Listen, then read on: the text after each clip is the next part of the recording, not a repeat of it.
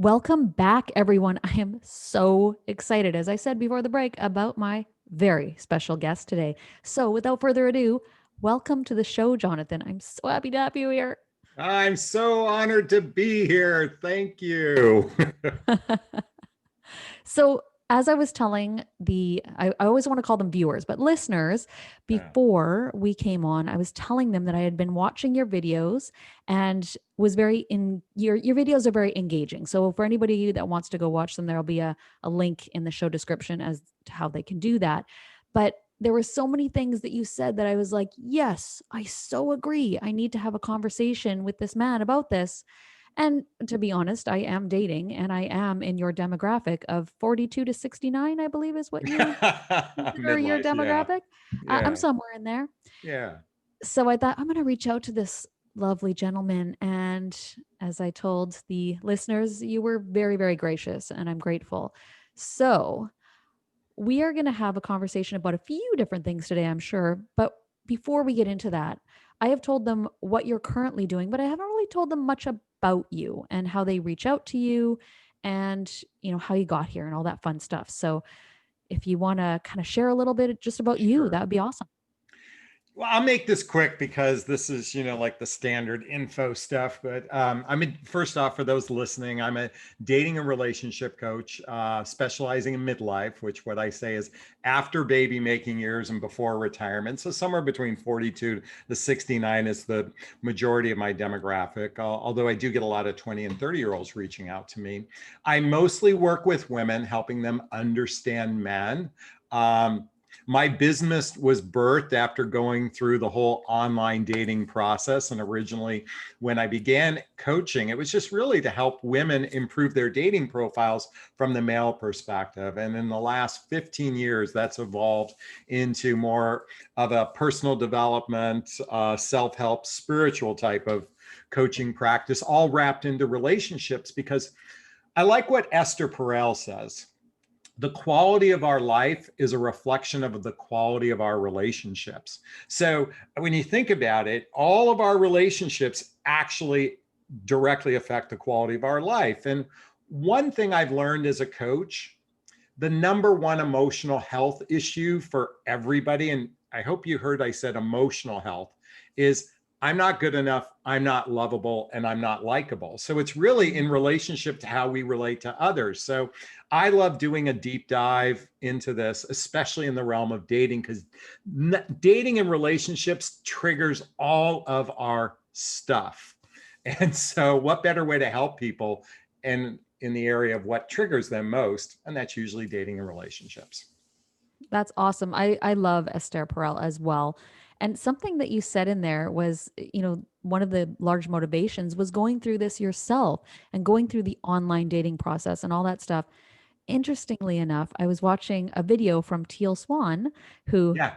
you suggested that I watch. I've seen her before, but now I'm like, oh, I need to check out what she's doing. Yeah. But she talked about, where your purpose is because it's a pain you're willing to go through again. So Mm. if you had to get into another relationship, you would go through that pain of doing it again. And without question, I know that this is your purpose. This is one of the Yeah. things you're super passionate about because you've proven that over and over again. You're not here preaching. You're here like, I've been through this. I get this pain. I've I'm always going through it. I don't want to say been. I'm in the muck, and I'm always in the muck. And I didn't mean to correct you, Julie. It's just more that it's the awareness that is. I believe there's no. You never get to a destination. You never really get to fully loving yourself. It's all part of the journey. And Mm, most people go, well, when I get here, I'm going to be better. Or when I get there, I'm going to be better. right. No, it like happens until you're, I think about till 10 seconds before you die. And that's when you're fully actualized. Right. So speaking of, this being a journey, don't forget to pick up Jonathan's book, What the Heck is Self-Love Anyways? So Jonathan actually has an awesome reading list that he gives to his clients and of course his viewers. And I picked up a few of those books. Super grateful that I did as well. And his book is definitely on the list, so you can pick that up. I am really, really interested in I know that you have done other careers as well, like that this is only 15 years, and although you are 25, you probably did something before this. So, did you want to share anything about your past background? There's a reason I'm asking this. Sure. So prior to this, I was an insurance broker for, I believe, almost 25 years. And what makes that interesting in a couple realms is in the insurance business, I had to learn to do something called pre-qualifying a prospect because I was in sales. So one of the things, if you were really good in sales, one of the things you were really good is pre-qualifying your prospect. Okay. Now I apply that same thing in the dating realm because I believe we have to pre-qualify our prospects. In other words, our dating I prospects, agree. and for compatibility. Sadly, though, Julie, most people operate like this. Oh, well, let's just have a good time. Let's only have a good time. Let's just focus on having a good time. Let's not overthink things. Let's just have a good time. It's all about having a good time. And if we're having chemistry, we can just have more and more and more of a good time. And then what Hmm. happens is 1 month in, 2 months in, you realize you're with, sleeping with the enemy. You're with a nightmare of a person because you Right. didn't pre-qualify them. So I'm a big proponent in my coaching practice of helping women vet men, vet men. And what I mean by that, it's interesting. I think of the way a matchmaker works. A matchmaker's job is to find someone whose kind of qualities are here. And if people are, if you can't see what I'm doing, I'm just moving my hand up and down and finding someone whose qualities match yours and then send them out on a date, hoping that if chemistry, great, because they already have built-in compatibility. Right. Today's dating practices, let's just have a good time. Let's focus on chemistry and spend little or no time on compatibility. And by the way, I want to clarify something. I mean emotional compatibility. I really want to go Right. deeper. Emotional maturity and emotional compatibility. No, that's brilliant. So there's so many things that you've talked about in your videos, and honestly, I want to talk about your thoughts on masculine and feminine. However, vetting your People he's can't sticking see his this. finger I'm down his sticking my throat for finger those of down you that my can't. throat. So, but one of the things that you just brought up, vetting your prospect without question. Now, I'm dating as well at this point, and watching some of your videos has made me think twice about the people that I'm continuing to go down the road with. There's some lovely, like I love meeting people, but I have a goal in this. I want a committed relationship, and I know exactly what I want that to look like, which also was thanks to some of your insight. And if I continue to go out with people because it's like, oh, it's fun to meet people, I am wasting my time and theirs. So nobody wants that. You Yeah, do you you want want to to have a vet them. hundred? Oh, I'm just having good time dates, or would you Right. like to kind of maybe narrow that down to 5 people that are really potential partners for you? Um, and it's more about matching up compatibility and not our egoic desires. Like when I hear of a Mm. 5'2" woman going, I have to be with a 6 foot man, I have to be with a 6 foot man because then I feel protected. And I'm like, by the way, can I curse? Yeah, yeah, absolutely. Okay. So Bruce Lee is 5'6". Okay. He can kick the shit out of anybody.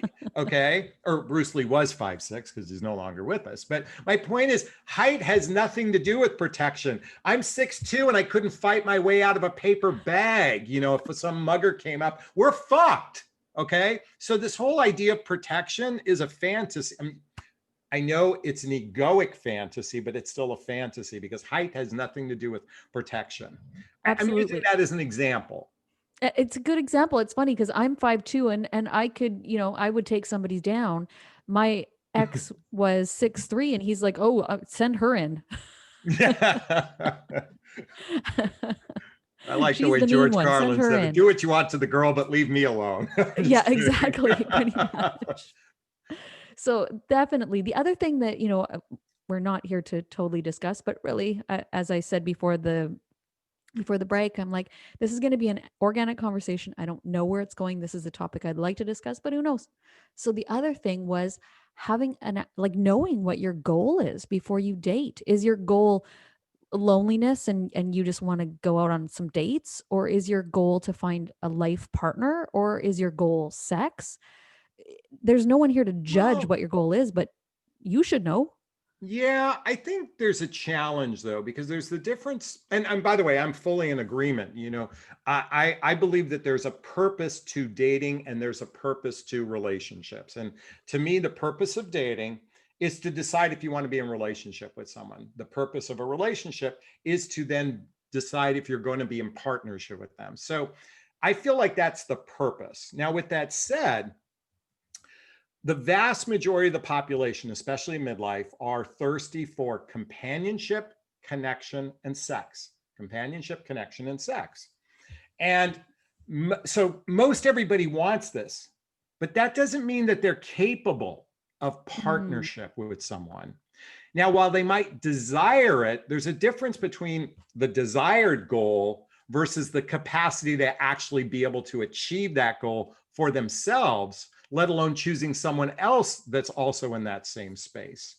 So, right. and I hope I made sense here because I work with women and I got to tell you, most women, they date in the clouds. They're in the fantasy realm. They're in the Disney, notebook, Hollywood movie realm. Because, well, if we just love each other, everything will magically work out like magic fairy dust will fix everything. Won't it? Yeah. And so, and that works about 0% of the time. Right.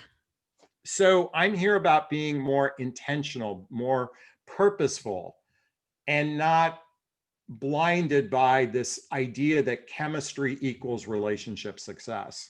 And I do want to talk about masculine and feminine. I definitely want to talk about masculine and feminine. So let's just dig into that. I When I heard you talking about masculine and feminine, and how many dating coaches speak of it, I was like, yes, I 100% agreed. And so I've got a little bit of a bee in my bonnet, so to speak, about labels in general. And what was really interesting, and I'm going to share this with you, with everyone, obviously, right now, is I had a perception of what masculine looked like. And the fact is that masculine looked like what was modeled for me in my life, possibly coupled with what I learned from knowledge. But the fact is that that is completely irrelevant and untrue in most cases. So in my world, I believe that masculine looked like a certain thing because of my father, honestly. Yeah. And then I saw a man who didn't behave as my father did, and I went, "Oh, he's not very masculine because he didn't behave as my father." And 100% people are running off of those theories. So, what is your theory on masculine and feminine? Oh, my dear, my dear, my dear, my dear. I have my bee in my bonnet is a gigantic bee. It's the size of Godzilla, the bee in my bonnet on this. So, and for those listening, let me just share with you why. Okay, masculine. Okay, a couple different things. When we think of the word masculine, think of feminine. We always think man and woman. Hmm. Okay, even though it's disguised in the energy of masculine, feminine, it's still we also always associate it with man or woman. So that's one of the first things that I think is a crock of shit. Hmm. When I say crock of shit, let me reframe that.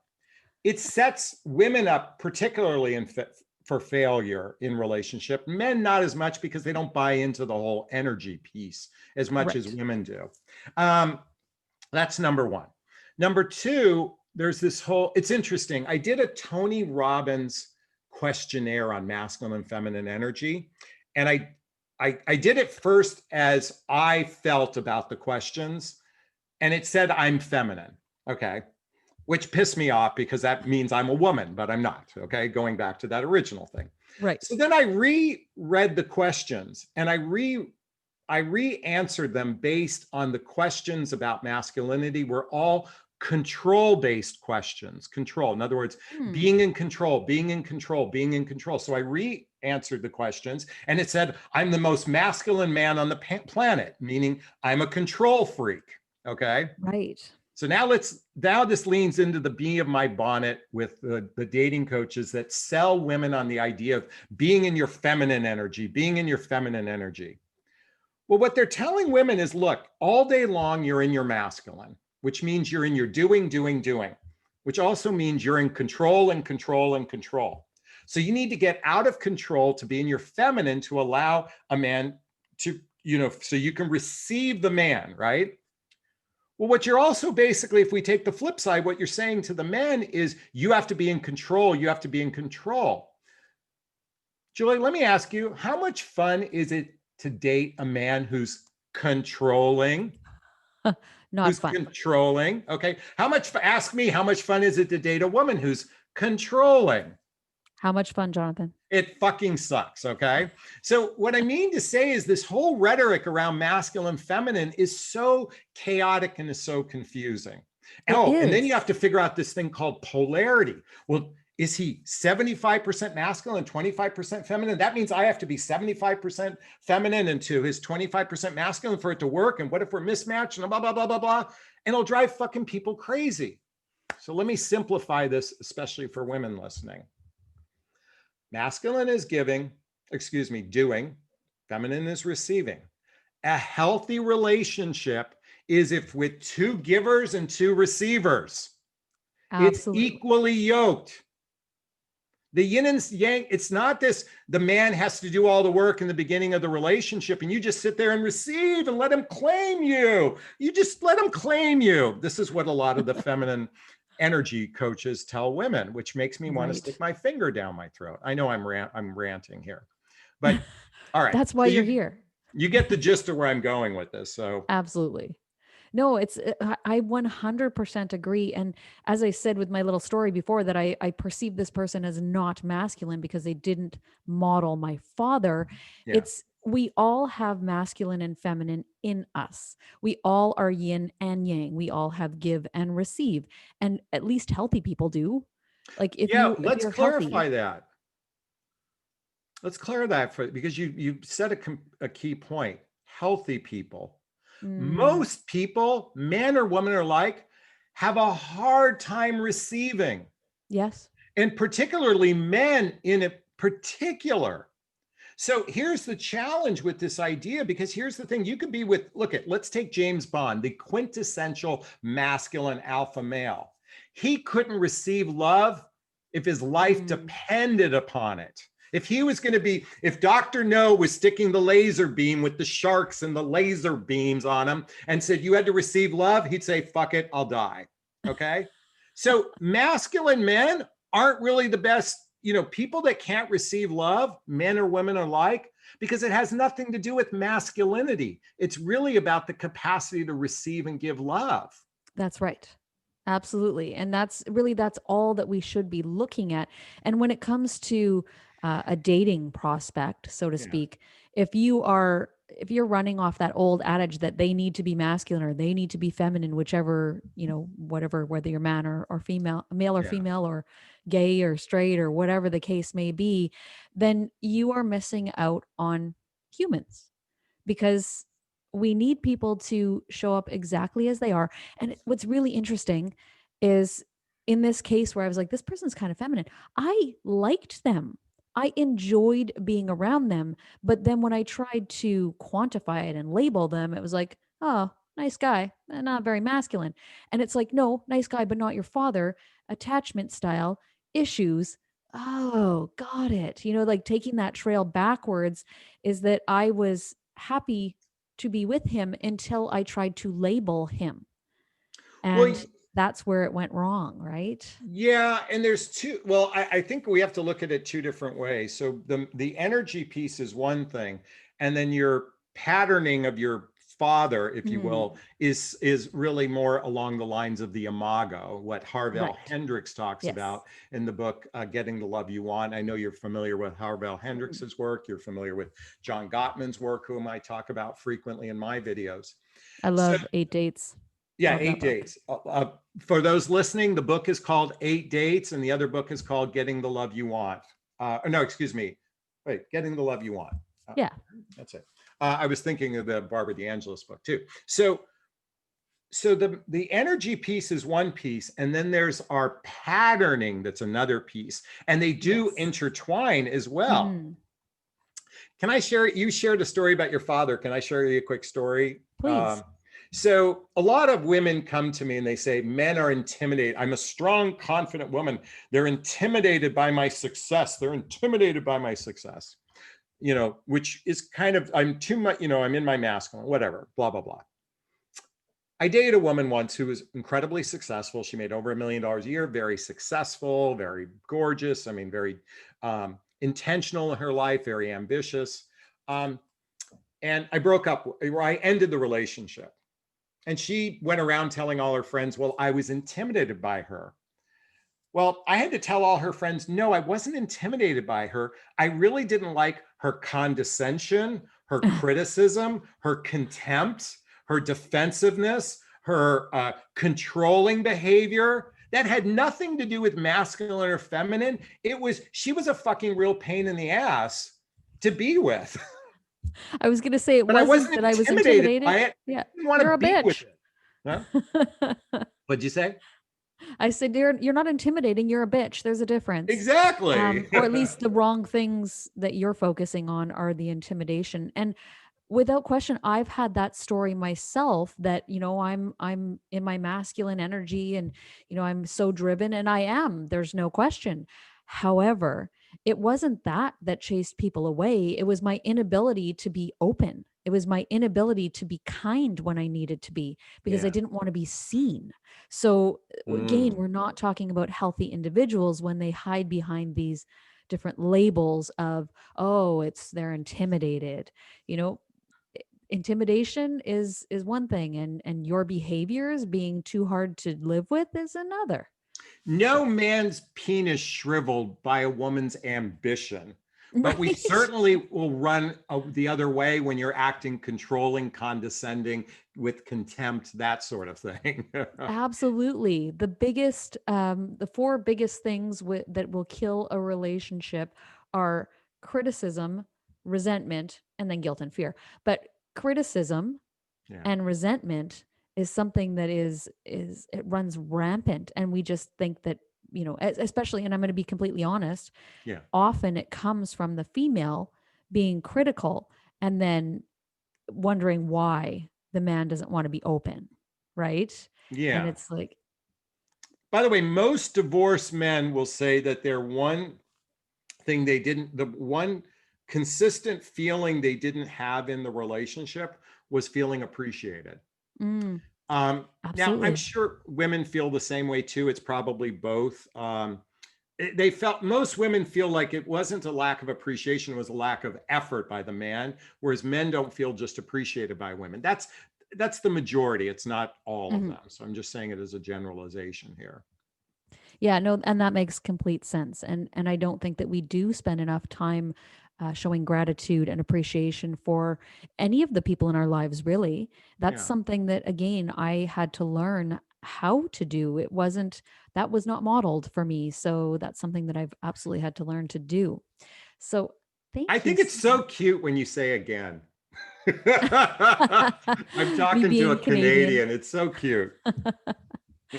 It's funny that you say that because I don't notice the difference, but Oh, I know. I people can know. It's call me just out kind on of being interesting. Canadian. People can call me out on being Canadian all the time. And speaking of Uh, Canadian, I did mention before that you are in California, but you do work online via the phone, however people want to reach yeah. out to you or have a session with you. Uh, and also, I didn't want to forget to re-mention your group that they can join if they maybe they're not ready to commit to full-on coaching, but they can join a group and see who you are. How do they do that? Yeah, so really quickly, you can go to my website, jonathanashlay.com. I've got my YouTube channel there. I've got my podcast there. I've got my group coaching program, and I've got a link to schedule a call with me to see if working with a coach is right for you. Thank you so much for sharing that, Julie. I appreciate Absolutely. that. And by the way, I hope that didn't seem condescending what I said. I just think it's actually cute. No, it didn't seem condescending at all. I sometimes miss that anyways. So Uh, I want to ask you one question. sure. So what would so you said you were an insurance broker before, which is a Yeah. vast different lifestyle to what you're leading right now. And Yeah. I would like you to think back to, right in the middle of that career, what would that man in the middle of that career think of the man that you are today? Oh, that's an interesting question. Well, first off, he wouldn't, well, I don't think I would recognize myself. I say, I don't know if that's the right way of looking at. I'm thinking if I'm going back in time looking in the future, I wouldn't recognize who this person was because in my 20s and 30s, I led a very egoic life. In other words, my Mhm. myopically egoic, not narcissistic per se, but very selfish in that point in my life.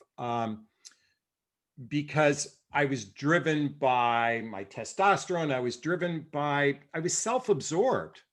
Right. Um, and I was driven by, when I say egoic, I was driven by money. I was driven by power. I was driven by success. I wanted to be a partner in the insurance firm. I mean, that's where most of my motivation was.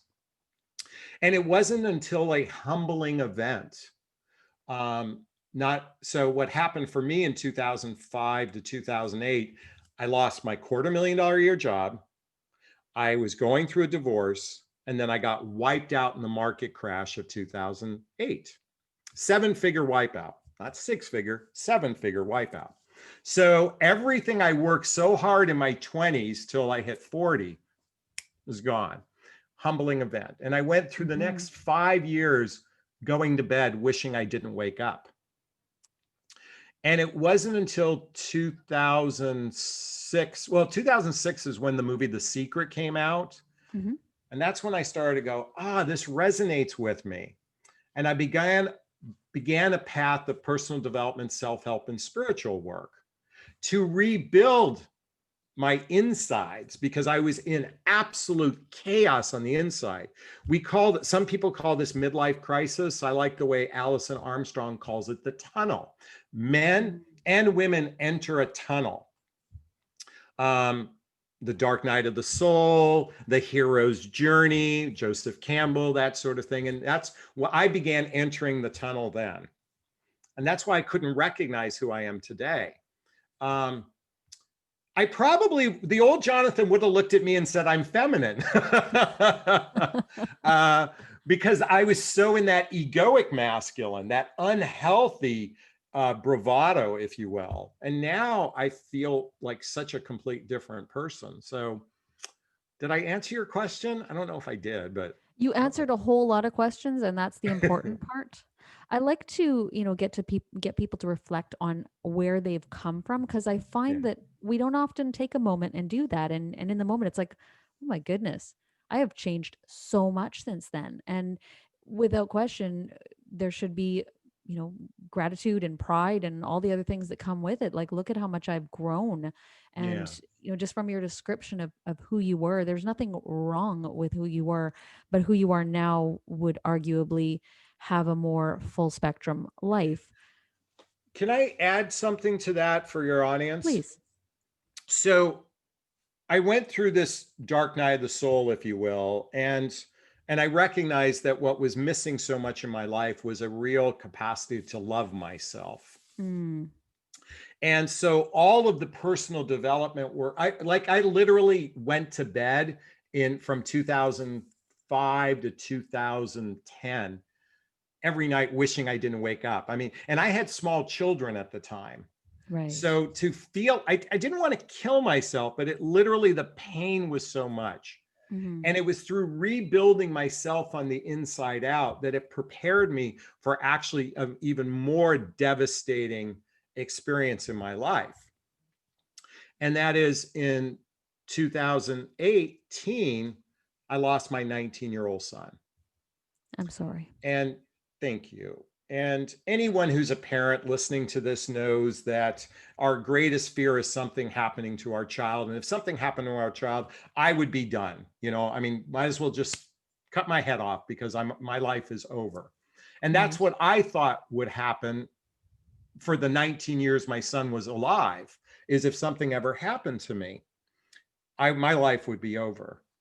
And it was interesting because when Connor passed away, it actually helped lean in, not lean back, lean into what it meant to truly love myself. And I actually began writing my second book called What the Heck is Self Love Anyway? 2 months after he passed. I published it 9 months to the day after he passed on Amazon, um, selflovethebook.com. And why I share this is because I feel as though self love is a vaccination to emotional chaos. Self love is like, it was like all the work I did prior was preparing me for even something more traumatic and tragic than what I experienced prior. So, my invitation for everyone, my voice is all about begin a daily personal development, self help, and spiritual practice to shore up our that feeling of not feeling good enough, not feeling loved, not feeling likable.